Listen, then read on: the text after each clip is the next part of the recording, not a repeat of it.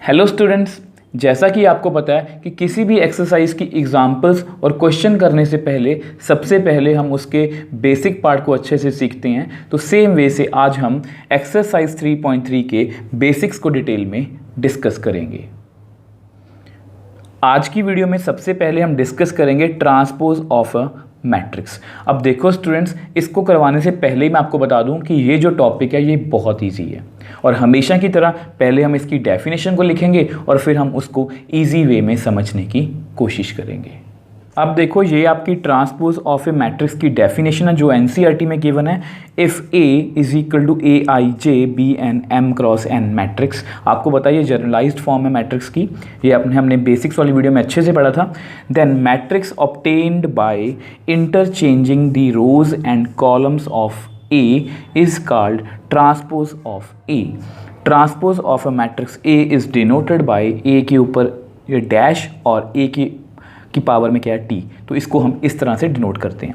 अब देखो डेफिनेशन को समझते हैं। डेफिनेशन बहुत इजी है, जैसा कि मैंने आपको बताया था कि ये टॉपिक बहुत इजी है। मान लो कोई भी मैट्रिक्स ए है और अगर जो डेफिनेशन में लिखा है, अगर हम इंटरचेंज कर दें रोज़ और कॉलम्स को, मतलब रोज़ को हम कॉलम्स में लिख दें और कॉलम्स को हम रोज़ में लिख दें, तो उनसे जो हमें एक नया मैट्रिक्स मिलेगा उस मैट्रिक्स को हम क्या बोलते हैं? Transpose of a matrix A. ठीक है। अब देखो इसको डिनोट कैसे करते हैं? ए डैश और ए की पावर टी। अब देखो जो भी यहाँ पर लिखा गया उसको हम एग्जाम्पल से समझने की कोशिश करते हैं। अब देखो ये मैंने आपके सामने एक एग्जाम्पल लिखी है, ये कोई मैट्रिक्स है ए। अब इसका ऑर्डर कितना है? देखो 1 2 रोज हैं इसमें, 1 2 3 कॉलम्स हैं। ठीक। अब देखो अगर मान लो मुझे ए डैश या ए ट्रांसपोज लिखना हो तो मैं कैसे लिखूंगा? यहाँ पर क्या लिखा गया है? Interchanging the rows and columns. मतलब अगर मैं रोज और कॉलम्स को इंटरचेंज कर दूँ, जैसे देखो ये रो है 1 2 3, ये कंप्लीट एक रो है, तो अगर इस सारी रो को मैं कॉलम में लिख दूँ, इस पूरी रो को मैंने कॉलम में लिख दिया। देखो मैं आपको साथ साथ में यहाँ पर बता देता हूँ। ठीक है, ये कंप्लीट एक रो 1 है। अब इसको ना मैंने क्या किया है, अब इसको मैंने कॉलम 1 में लिख दिया। ठीक है। अब सेम वे से इस सेकंड रो को भी अब कॉलम में लिख दो, 4 5 6, ये कॉलम 2 है। तो इस तरह से देखो मैंने क्या किया, जैसे यहाँ पर 4 सेकंड रो 4 5 6 है ना, उसको मैंने कॉलम्स में लिख दिया।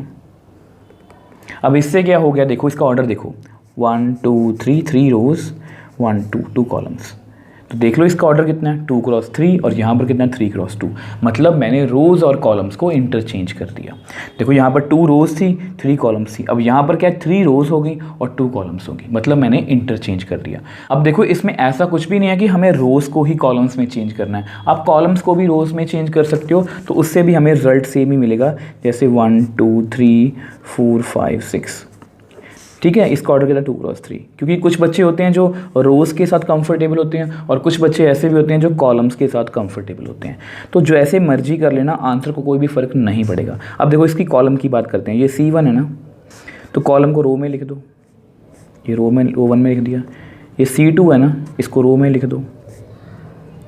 ये C3 है ना, तो इसको रो में लिख दो। ये नया मैट्रिक्स है 3 क्रॉस 2, देख लो 1 4 2 5 3 6, 1 4 2 5 3 6। तो इससे कोई भी फ़र्क नहीं पड़ता। मेनली आपने सिंपल सी बात यही याद रखनी है कि आपने रोज़ को कॉलम्स में लिखना है और कॉलम्स को रोज़ में लिखना है, बस यही बात है। आपको जिस तरह से अच्छा लगे, आप चाहो तो रोज़ को कॉलम्स में लिख दो, आप चाहो तो कॉलम्स को रोज़ में लिख दो, एक ही बात है। उससे हमारा आंसर को कोई फ़र्क नहीं पड़ेगा। और ये हमारा क्या है? ट्रांसपोज। तो देख लो बहुत ईजी है, जस्ट हमें इंटरचेंज ही करना है। ठीक है। तो ये तो होगी ट्रांसपोज की डेफिनेशन की बात। अब इसकी कुछ प्रॉपर्टीज़ को डिस्कस करते हैं।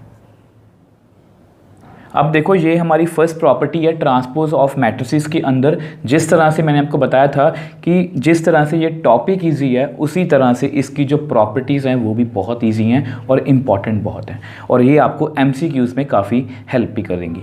तो देखो सबसे पहले फर्स्ट प्रॉपर्टी क्या है कि ए ट्रांसपोज। अब इसका फिर से बाहर फिर ट्रांसपोज किया गया, मतलब अगर सिंपल सी लैंग्वेज में कहूँ कि ए का 2 बार ट्रांसपोज किया गया है, तो उसका आंसर कितना है? ए ही मैट्रिक्स, कि ए ही आ गया, सेम मैट्रिक्स ही आ गया। तो इसको एग्जांपल से समझने की कोशिश करते हैं। तो let A be any matrix. मान लो कोई मैट्रिक्स है। अब एक ऐसी मैट्रिक्स है, मैं लिख देता हूँ यहाँ पर 1 2 3 4 5 6।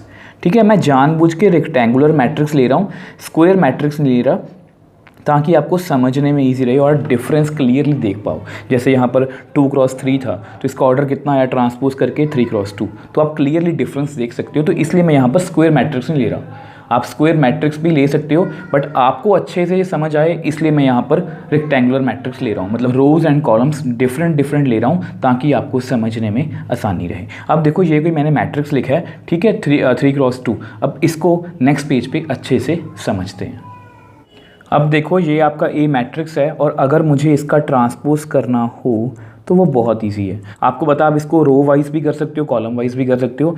मैं थोड़ा सा रो वाइज कंफर्टेबल हूँ तो मैं रो वाइज कर रहा हूँ। देखो 1 2 रो है तो इसको कॉलम में लिखो, 3 4 रो है इसको कॉलम में लिखो, 5 6 रो है इसको कॉलम में लिखो। तो ये हमारा ट्रांसपोज हो गया। अब देख लो 2 रोज हैं और 3 कॉलम्स हैं, तो कितना ईजी है। ठीक है, अब देखो ये हमारे पास किसकी वैल्यू है, ट्रांसपोज ऑफ ए। अब अकॉर्डिंग टू प्रॉपर्टी अगर इसका मैं एक बार और ट्रांसपोज कर दूं, अगर इसका मैं एक बार फिर से ट्रांसपोज कर दूं तो देखो क्या होगा। रो वाइज करेंगे 1 3 5, ये रो है इसको कॉलम में लिखो 1 3 5, ये रो है इसको सेकंड कॉलम में लिखो 2 4 6।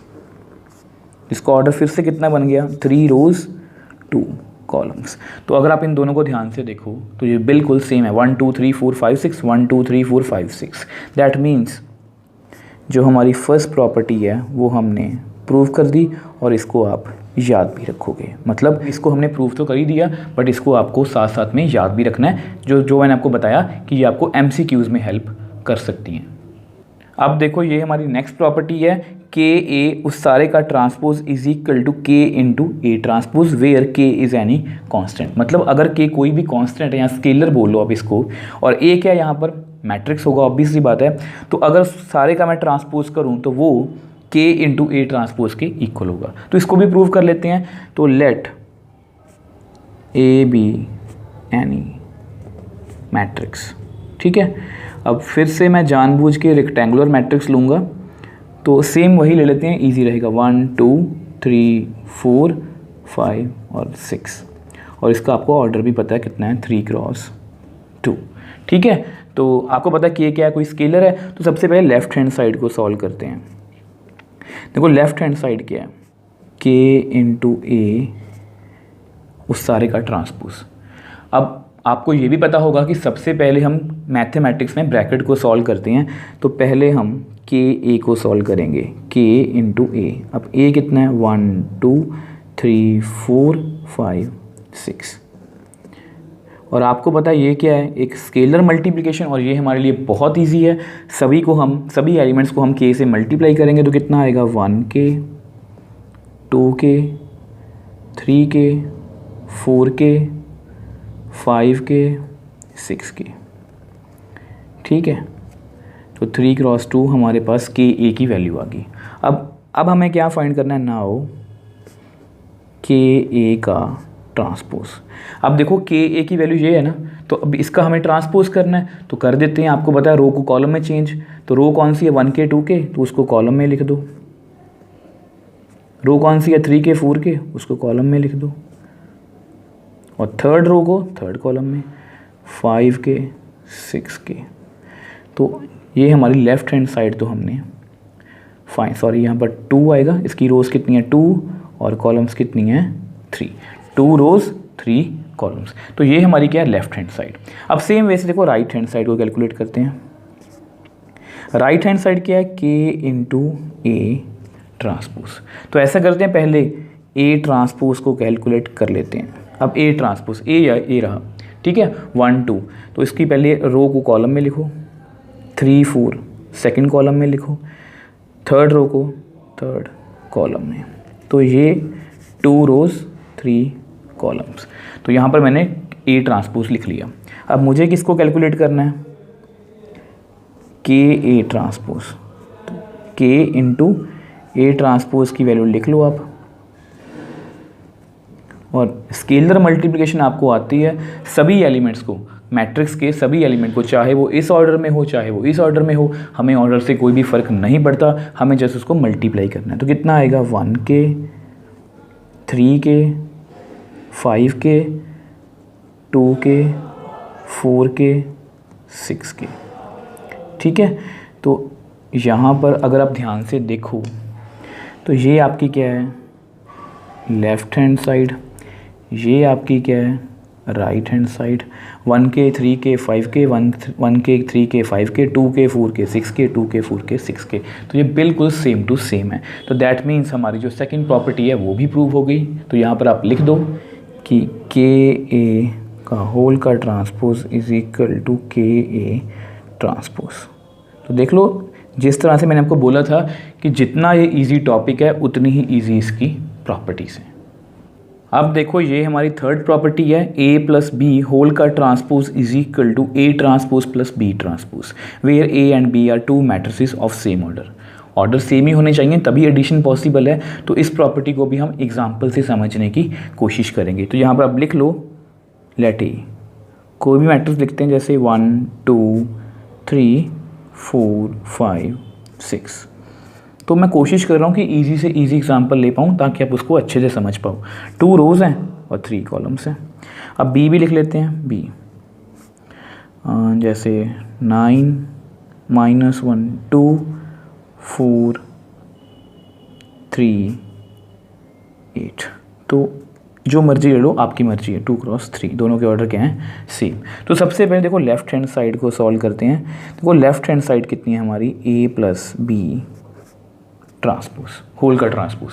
अब देखो आपको पता है पहले ब्रैकेट को सॉल्व करेंगे। तो सबसे पहले a प्लस बी, a है 1 2 3 4 5 6 प्लस b कितना है 9 -1 2 4 3 8। अब आपको पता ही है दोनों के ऑर्डर सेम है, और अगर दोनों के ऑर्डर सेम है मतलब इनको मैं ऐड कर सकता हूँ। तो a प्लस बी की वैल्यू कितनी आई, 1 + 9 10 2 - 1 1 3 + 2 5 4 + 4 8 5 + 3 8 6 + 8 14। तो ये हमारे पास a प्लस बी का आंसर आ गया। बट मुझे किसका चाहिए, a प्लस बी ट्रांसपोज का। तो उसको भी कर लो। Now a plus B transpose. अब देखो ये a प्लस बी है ना, तो इसको ट्रांसपोज करना है। तो इसकी रो को कॉलम में लिखो, 10 1 5। सेकेंड रो को सेकेंड कॉलम में 8 8 14। तो देख लो हमने बड़ी इजीली ट्रांसपोज भी कर लिया। 3 रोज़ हैं और 2 कॉलम्स हैं। तो ये हमारी क्या है, लेफ़्ट हैंड साइड। तो इसको थोड़ा सा हाईलाइट कर लेते हैं कि ये लेफ़्ट हैंड साइड है। ठीक, अब सेम वैसे को right hand side. Right hand side हमारी क्या है, a transpose plus b transpose.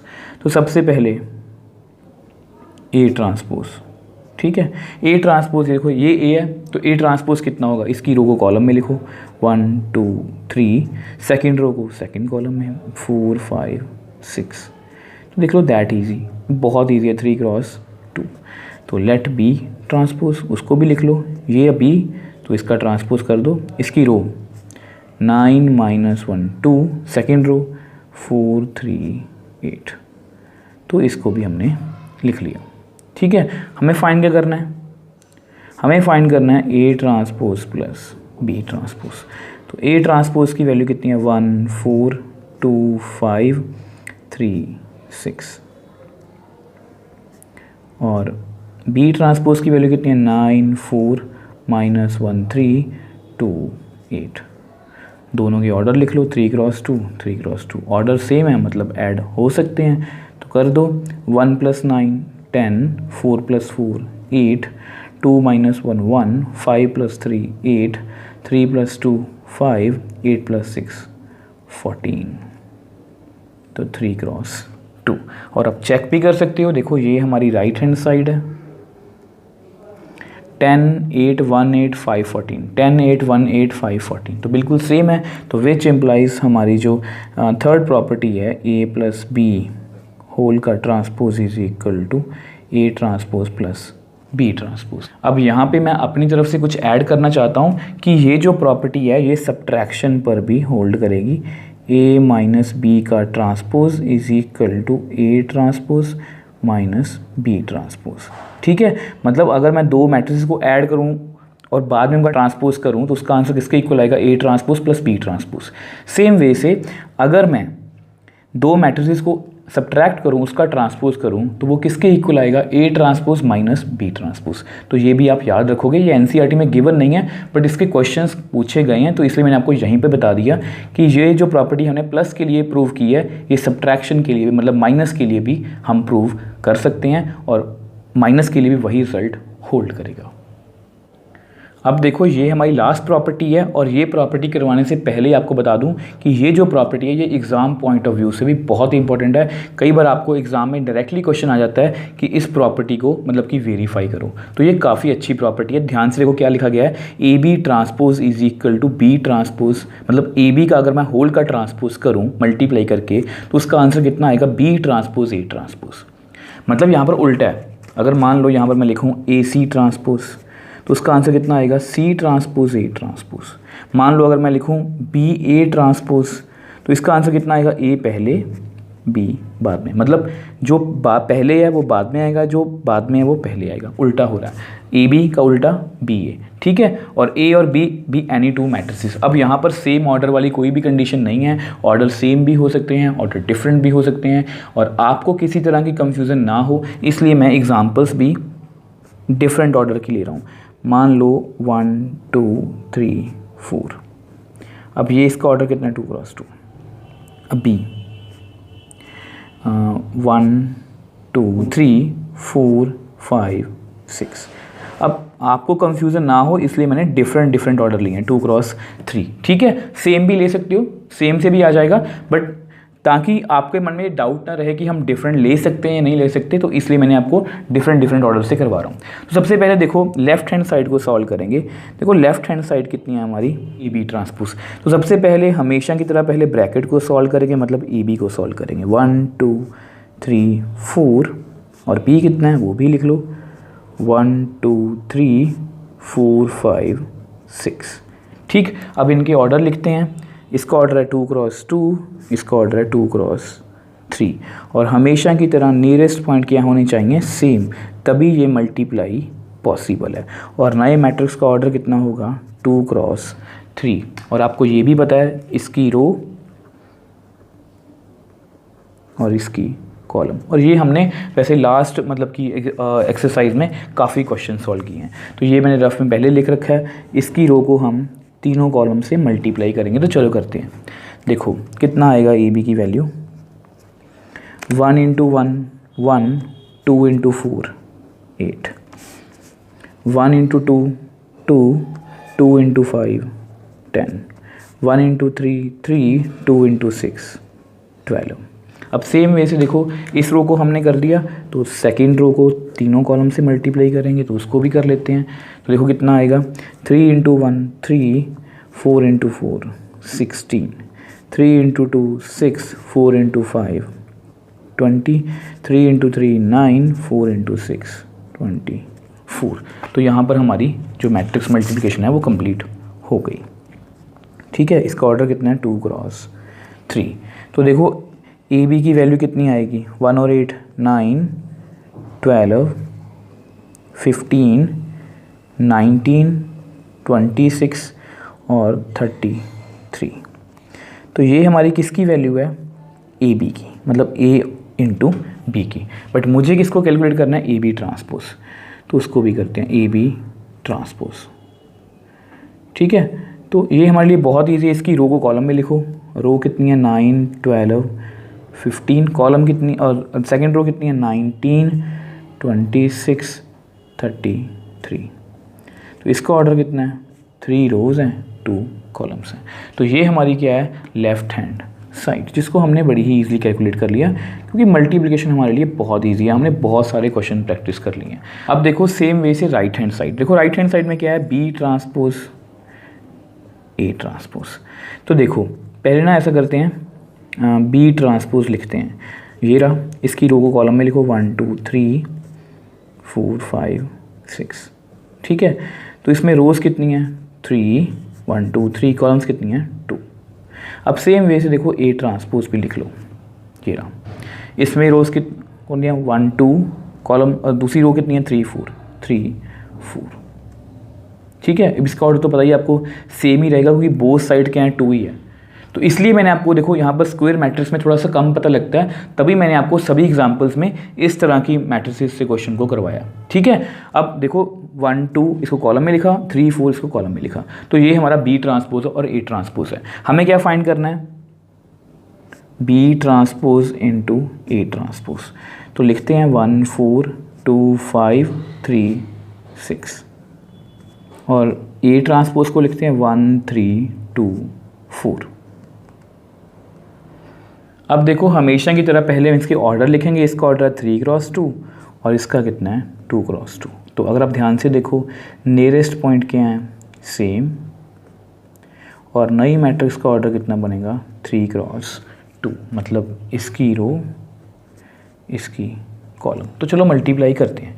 तो यहाँ पर मैंने पहले से ही रफ में लिख रखा है, तो देखो ये रो को दोनों कॉलम के साथ मल्टीप्लाई करेंगे। तो देखो बी ट्रांसपोज ए ट्रांसपोज का आंसर कितना आता है 1 into 1 1 4 into 2 8 1 into 3 3 4 into 4 16। Same way से देखो इसी रो को दोनों कॉलम के साथ तो करो 2 इंटू 1 2 5 इंटू 2 10 2 इंटू 3 6 5 इंटू 4 20। इसको भी कर दिया, अब लास्ट इसको भी दोनों से कर दो, तो देखो कितना आंसर आएगा 3 इंटू 1 3 6 इंटू 2 12 3 इंटू 3 9 6 इंटू 4 24। तो देख लो इधर हमारी रोज़ कंप्लीट, इधर हमारा मैट्रिक्स कंप्लीट। इसकी ऑर्डर कितना है 3 क्रॉस 2। तो आंसर चेक करो 9 19 12 26 15 और 33। यानी कि अगर आप इसको ध्यान से देखो लेफ़्ट हैंड साइड से कंपेयर करके, तो देखो ये राइट हैंड साइड है ना हमारी 9 19 12 26 15 33 9 19 12 26 15 33, तो बिल्कुल ये सेम है। विच एम्प्लाइज हमारी जो सबसे इम्पॉर्टेंट प्रॉपर्टी है उसको भी मैंने प्रूव कर दिया। और प्लीज़ मैं आपको बार बार बोल रहा हूँ ये काफ़ी इंपॉर्टेंट प्रॉपर्टी है, इसका आपको डायरेक्टली क्वेश्चन भी आ सकता है। इसको आप एज इट इज़ याद भी रखोगे कि ए बी का ट्रांसपोज होल का ट्रांसपोज कितना होता है उल्टा, बी ट्रांसपोज ए ट्रांसपोज, मतलब ए बी पहले ए बाद में, मतलब जो सेकंड वाला मैट्रिक्स है वो पहले और फर्स्ट वाला बाद में।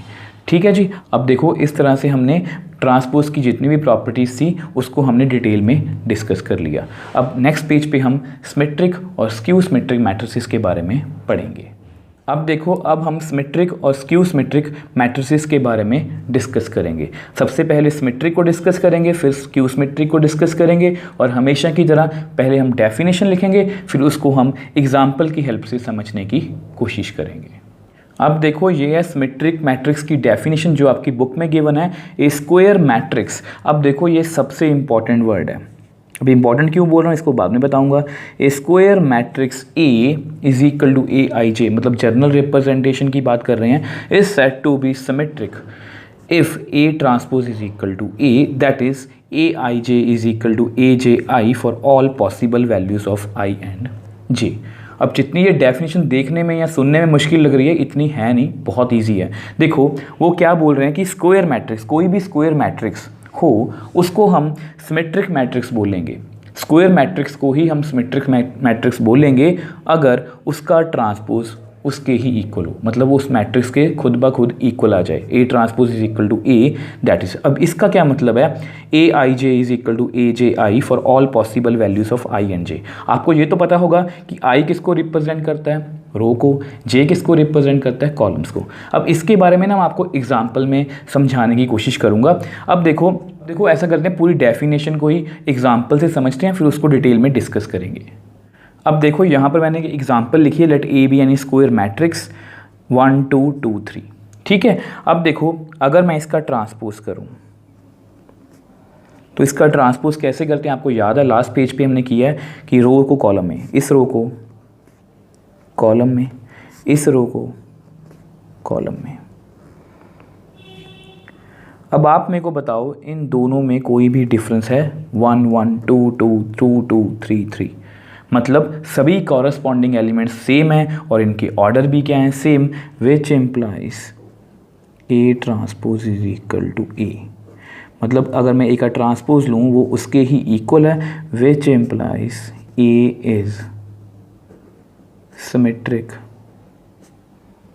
मैट्रिक्स। मतलब ए हमारा क्या है, सिमेट्रिक मैट्रिक्स, क्योंकि उसके ट्रांसपोज लेने से उस मैट्रिक्स को कोई भी फर्क नहीं पड़ा, वो सेम ही है। इसका हमने देखो ये ए मैट्रिक्स है ना, इसका हमने ट्रांसपोज किया बट इसको कोई भी फर्क नहीं पड़ा, दैट मीन्स वो दोनों आपस में इक्वल ही हैं, तो इसको हम क्या बोलेंगे, सिमेट्रिक मैट्रिक्स। अब आपको ये बात तो क्लियर होगी कि A transpose is equal to A का क्या मतलब है।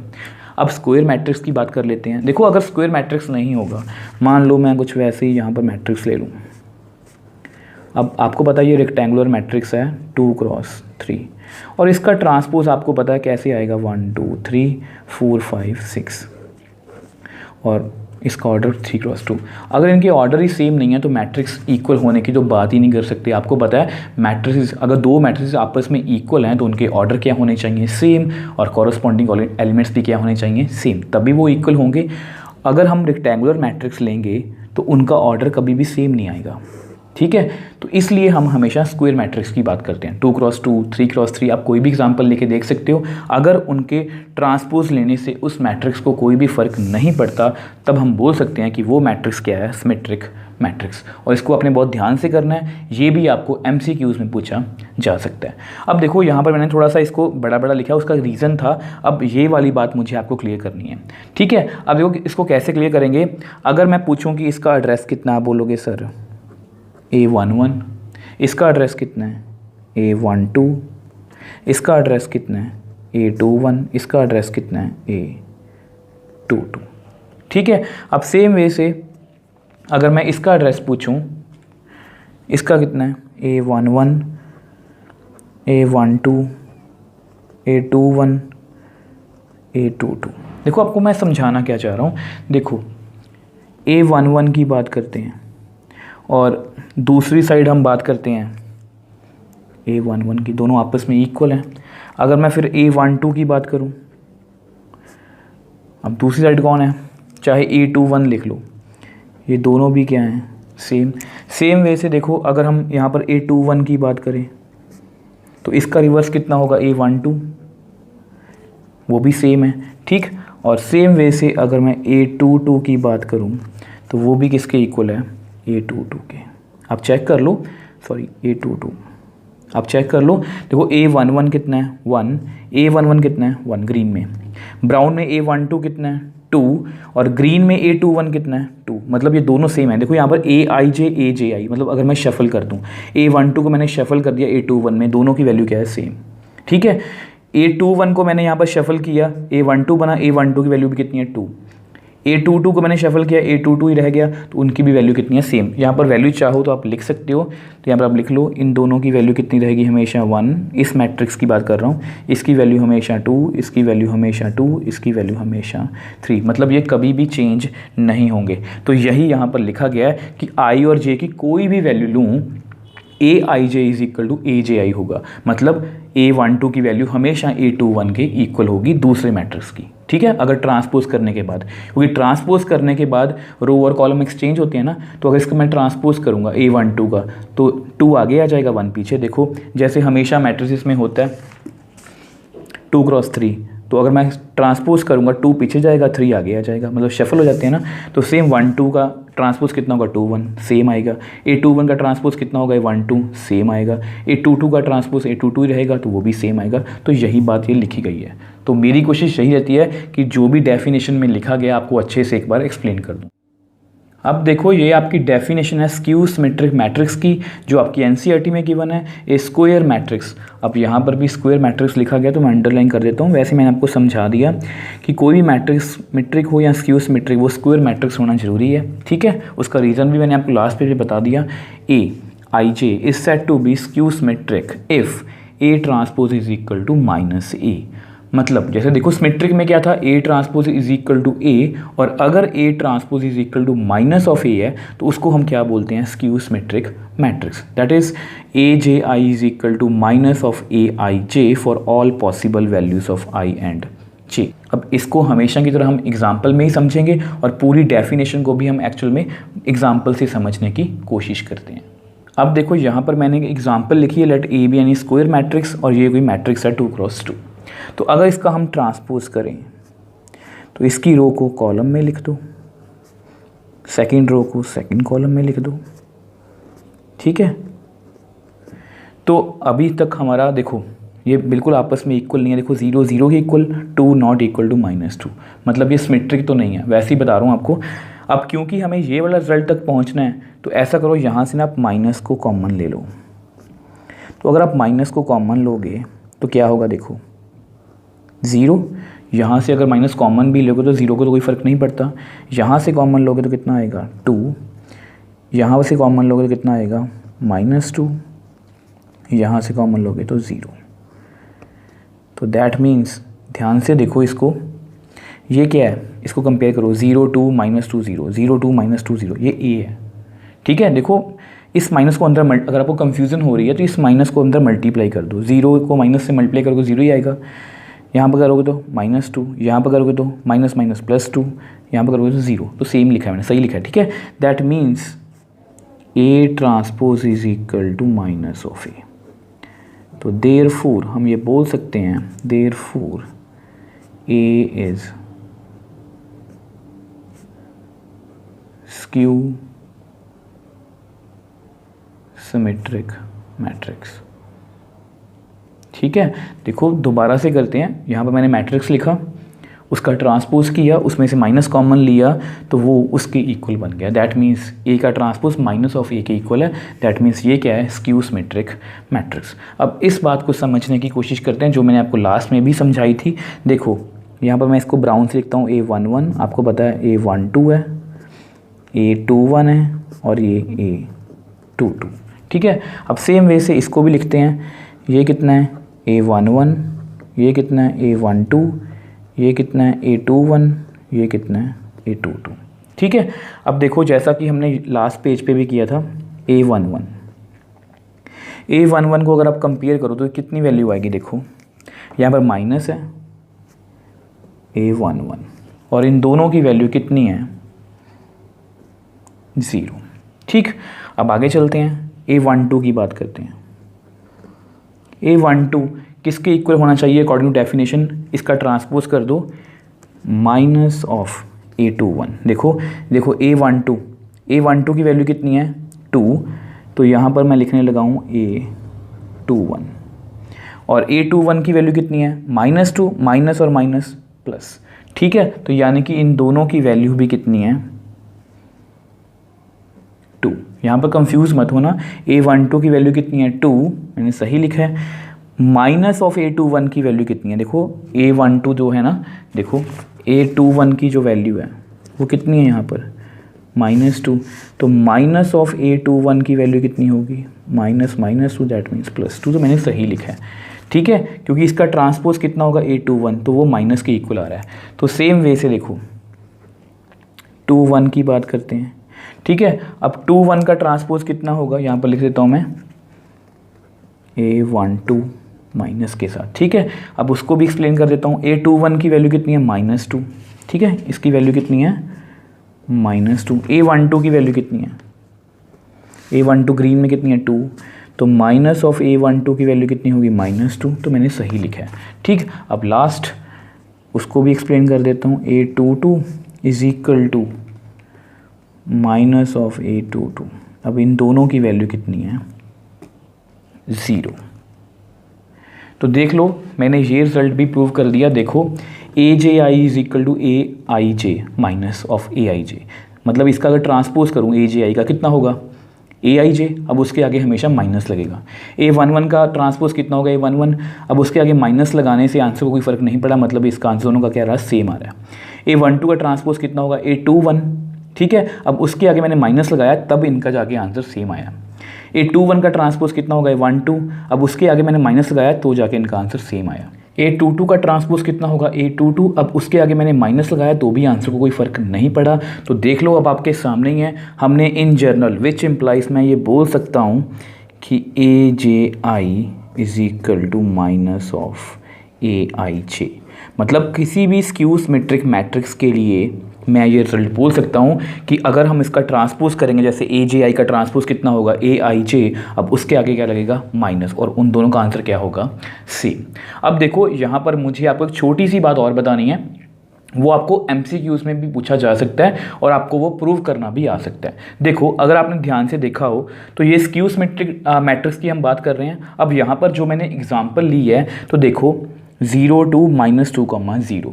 तो ध्यान से देखो ये कौन सा एलिमेंट है, A11, ये कौन सा A22। अब ये दोनों कितने हैं, 0। A11 A22 ये सभी एलिमेंट्स कौन से होते हैं, डायगोनल एलिमेंट्स। आपको याद होगा मैंने आपको बेसिक्स वाली वीडियो में, सबसे फर्स्ट वीडियो में बताया था कि डायगोनल एलिमेंट्स कौन से होते हैं, जिनमें रोज और कॉलम्स क्या होते हैं, सेम। A11 A22 A33 ये सभी क्या होते हैं, डायगोनल एलिमेंट्स। अब देखो इसको थोड़ा सा और समझते हैं। अगर आप अपनी एनसीईआरटी में एग्जाम्पल देखोगे तो वहाँ पर स्क्यू सिमेट्रिक की ये एग्जाम्पल दी गई है। देखो अगर हम इसका ट्रांसपोज लें तो कितना आएगा, 0EF, मतलब इसको रो को मैंने कॉलम में लिखा, सेकेंड रो को भी लिख लो, थर्ड रो को भी लिख लो, ठीक है। इसमें से आप माइनस कॉमन ले लो तो कितना आएगा, 0, ये कितना बन जाएगा, प्लस, ये प्लस, यहाँ पर माइनस आ जाएगा, यहाँ पर 0, यहाँ पर प्लस, यहाँ पर माइनस, यहाँ पर माइनस जी, 0। तो यानी कि ये माइनस ऑफ एक इक्वल, चेक कर लो दोनों इक्वल हैं। तो यानी कि मैं आपको क्या कहना चाह रहा हूँ, अगर आप यहाँ पर भी देखो A11 A22 A33 ये क्या है, 0, ठीक है। यानी कि मैं आपको क्या कहना चाह रहा हूँ कि अगर कोई भी स्क्यू सिमेट्रिक मैट्रिक्स हो उसके डायगोनल एलिमेंट्स, ये जो डायगोनल एलिमेंट्स हैं वो हमेशा क्या होते हैं, 0। यहाँ पर मैंने 2x2 एग्जांपल ली थी, उसके भी डायगोनल एलिमेंट्स कितने हैं, 0। यहाँ पर मैंने 3x3 की एग्जांपल ली है, अब उसमें भी डायगोनल एलिमेंट्स कितने हैं, 0। अब इसको मैं इन जनरली ये भी बोल सकता हूँ कि सभी स्क्यू सिमेट्रिक मैट्रिसेस में डायगोनल एलिमेंट्स कितने होते हैं, 0। अब ये तो मैं आपको समझा सकता हूँ, बट मान लो अगर आपको ये एग्जाम में आए कि प्रूव करो कि स्क्यू सिमेट्रिक मैट्रिक्स के सभी डायगोनल एलिमेंट्स कितने होते हैं, 0, तो वहाँ पर हम इसको कैसे प्रूव करेंगे, तो वो मैं आपको करके दिखाने वाला हूँ यहाँ पर। तो देखो कैसे करेंगे, यहाँ पर आप लिखो for any skew symmetric matrix, किसी भी स्क्यू सिमेट्रिक मैट्रिक्स के लिए आपको पता है हमने अभी अभी प्रूव किया A J I is equal to minus of A I J for all I and J. जितनी भी आई और जे की वैल्यूज़ होंगी सभी के लिए A J I is equal to minus of A I J, ये हमने अभी अभी प्रूव भी किया। अब ऐसा करते हैं, इसको नेक्स्ट पेज पे प्रूव करते हैं। अब देखो आपको पता है किसी भी स्क्यू सिमेट्रिक मैट्रिक्स के लिए A J I is equal to minus of A I J. अब आपको पता है जे मतलब आई किसको रिप्रेजेंट करता है, रोज को, जे किसको रिप्रेजेंट करता है, हमेशा कॉलम्स को, और ये कभी ना कभी इक्वल तो होंगे ही। तो लिख लो now for I is equal to J, मान लो ये दोनों वैल्यूज़ क्या हैं, इक्वल, विच एम्प्लाइज, ये कितना आंसर देगा हमें, A I is equal to minus of A I. मैंने दोनों जगह पर जे की जगह पर आई लिख लिया, आप चाहो तो आई की जगह पर जे भी लिख सकते हो, वो आपकी मर्जी है, ठीक है। अब देखो आई और आई मतलब दोनों एलिमेंट्स, देखो यहाँ पर मैं लिख भी देता हूँ ए आई रिप्रेजेंट डायगोनल एलिमेंट्स, क्योंकि डायगोनल एलिमेंट्स मैंने आपको बताया कौन से होते हैं, A11 A22 A33, मतलब रोज़ और कॉलम्स की वैल्यू सेम। तो रोज़ और कॉलम क्या हैं, दोनों आई और आई, ठीक है। इसको आप इधर ले आओ तो कितना बनेगा, A I plus A I is equal to 0, which implies 2ai is equal to 0, which implies A I is equal to 0, जो हमें प्रूव करना था। तो यहाँ पर आप लिख लो फॉर ऑल वैल्यूज़ ऑफ आई, मतलब आई की जो भी वैल्यूज़ होंगी ए आई की वैल्यू कितनी होगी, 0, विच एम्प्लाइज मैं बोल सकता हूँ all the diagonal elements of a skew symmetric matrix are zero. तो देख लो हमने इसको भी प्रूव कर दिया, और ये मैं आपको बार बार बता रहा हूँ कि इसका आपने ध्यान रखना है, इसको आपने बहुत ध्यान से पढ़ना है। ये आपको प्रूव करना भी आ सकता है, और इससे आपको MCQ भी पूछा जा सकता है कि जो मतलब कि स्क्यू सिमेट्रिक मैट्रिक्स है उसमें डायगोनल एलिमेंट्स कैसे होते हैं, तो आप बता सकते हो कि वो सभी क्या होते हैं, ज़ीरो। ठीक है जी। अब देखो हमने ट्रांसपोज ऑफ ए मैट्रिक्स को पढ़ लिया। अब उसके बाद हमने सिमेट्रिक और स्क्यू सिमेट्रिक मैट्रिसेस के बारे में भी पढ़ लिया। अब वैसे तो ये जो हमारा टॉपिक है ये ख़त्म हो चुका है, बट आपकी NCERT में दो छोटे छोटे रिजल्ट हैं, अब उनको वो थ्योरम 1 और थ्योरम 2 बोल रहे हैं। अब देखो जैसे NCERT वालों ने इस थ्योरम को प्रूव किया, मैं आपको वैसे तो नहीं करवाऊंगा, क्योंकि बेसिकली हमें ये रिजल्ट ही याद रखने हैं। तो उन रिजल्ट को याद रखने के लिए और समझाने के लिए मैं एग्जाम्पल्स की हेल्प लूँगा, तो आपको ज़्यादा अच्छे से समझ आएगा। देखो सबसे पहले थ्योरम 1 को पढ़ते हैं। For any square matrix A with real number entries, मतलब उसमें सभी रियल नंबर्स होंगे, A plus A transpose, please इसको आप अंडरलाइन कर लेना, ये बहुत अच्छा रिजल्ट है। A plus A transpose is a symmetric matrix and A minus A transpose is a skew symmetric matrix. तो ये बहुत अच्छा रिजल्ट है, इसको हम एग्जाम्पल की हेल्प से करेंगे। अब देखो एग्जाम्पल से करने के लिए सबसे पहले हम क्या करेंगे, let A be any square matrix. और ये दोनों जो रिजल्ट है ना, ये दोनों रिजल्ट आपको MCQs में भी हेल्प करेंगे, और इन दोनों रिजल्ट्स को आपने याद भी रखना है। ठीक है। अब देखो यहाँ पर ना इसको एक अलग तरीके से ही करते हैं। अब देखो यहाँ पर मैंने क्या लिखा, let A be any square matrix. अब आप क्या करो, वीडियो को पॉज कर लो और अपनी तरफ से, मतलब अपनी मर्जी से जो मर्जी एक 2x2 मैट्रिक्स लिख लो। 2x2 हम इसलिए लिख रहे हैं, पहली बात तो स्क्वायर मैट्रिक्स लिखना है, दूसरी बात कि 3x3 मैट्रिक्स क्यों नहीं ले रहा, क्योंकि उससे कैलकुलेशन थोड़ी सी लेंथी हो जाएगी, क्योंकि बेसिकली तो हमने सिर्फ रिजल्ट को समझना ही है। ठीक है। अब देखो जैसा कि मैंने आपको बताया, वीडियो को पॉज करो, अपनी तरफ से एक 2x2 मैट्रिक्स लिख लो बिना मेरे को देखे। जैसे मैं तो यहाँ पर बहुत ईजी से एग्जाम्पल लेने वाला हूँ, 1 2 3 4। आप अपनी मर्जी से कोई भी मैट्रिक्स लिख लो। ठीक। अब क्या करेंगे हम, इसके बाद इसका ट्रांसपोज। आपने जो भी मैट्रिक्स खुद से लिखी है आप उसका ट्रांसपोज कर लो। आपको ट्रांसपोज करना आता है, देखो 1 2 3 4। इस रो को मैंने कॉलम में लिखा, इस रो को मैंने कॉलम में लिखा, तो यहाँ पर मैंने इसका ट्रांसपोज भी कर लिया। ठीक है। अब क्योंकि मुझे देखो फर्स्ट पार्ट में क्या करना है, A प्लस A ट्रांसपोज, तो इनको ऐड करते हैं। देखो A कितना है, 1 2 3 4, और A ट्रांसपोज कितना है, 1 3 2 4। ठीक है। 2x2 2x2।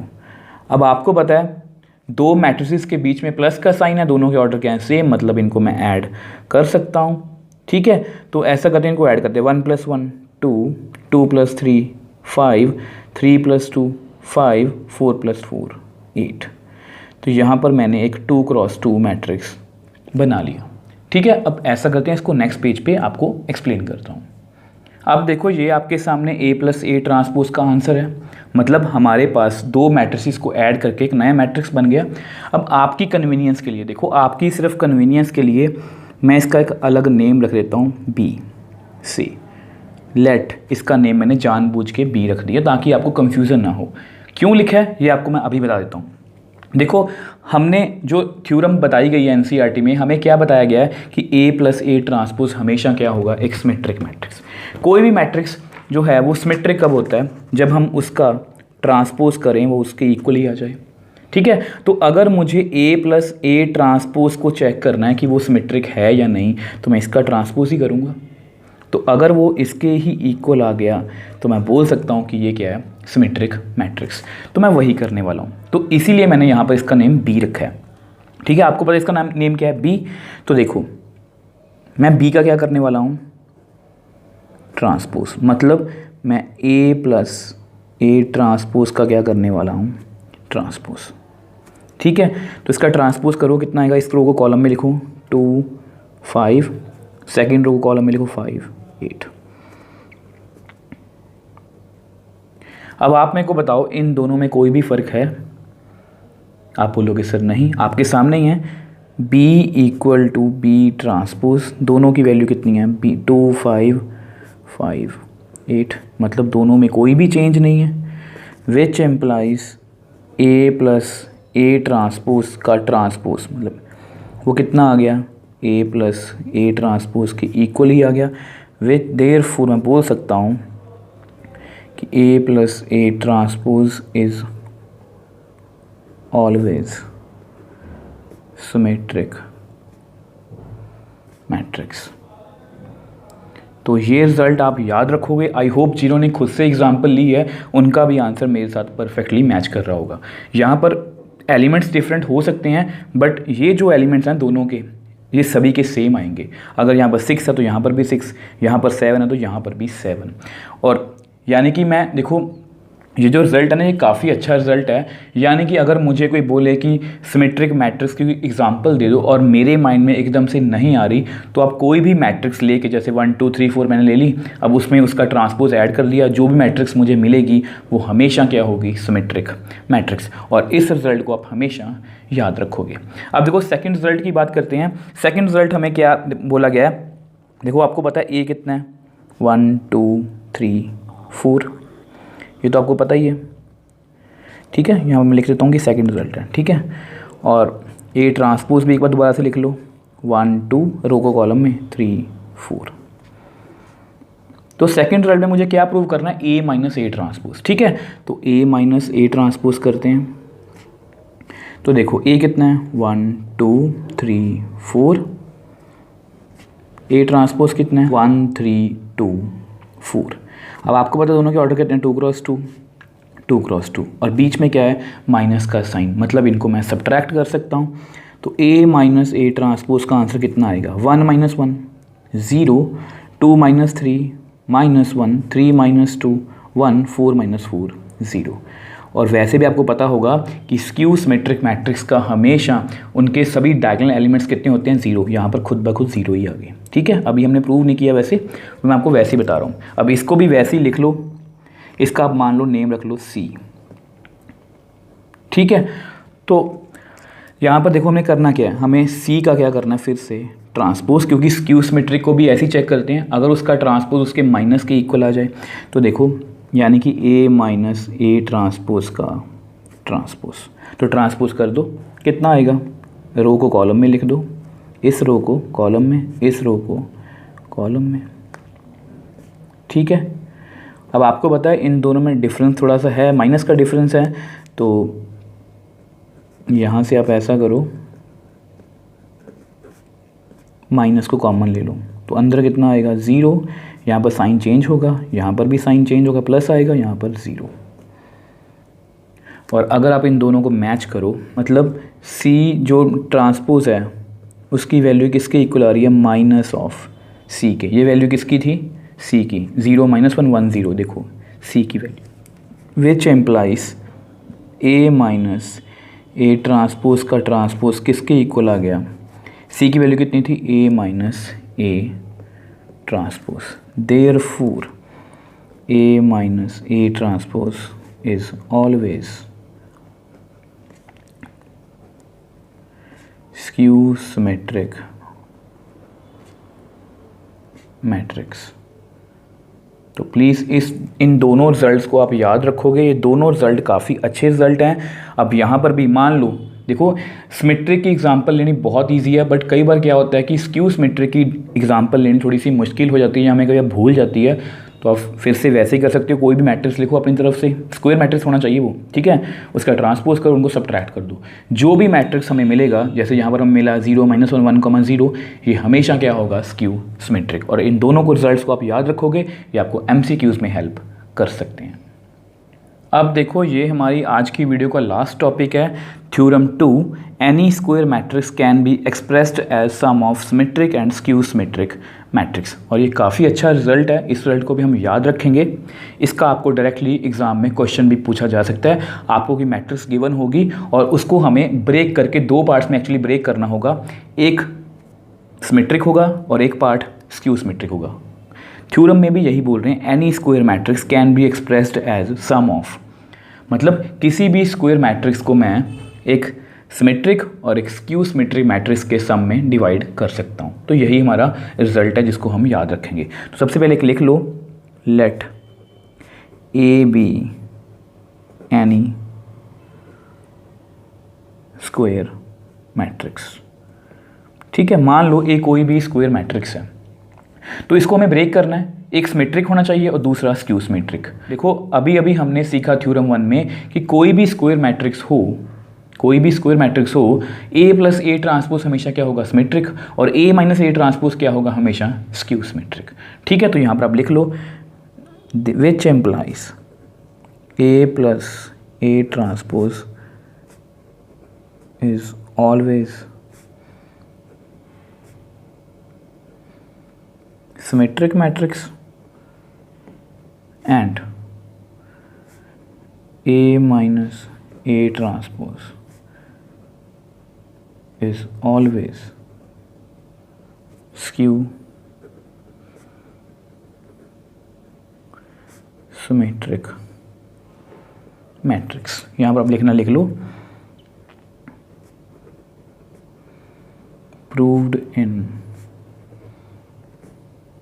थ्योरम 1, जो हमने अभी अभी प्रूव किया।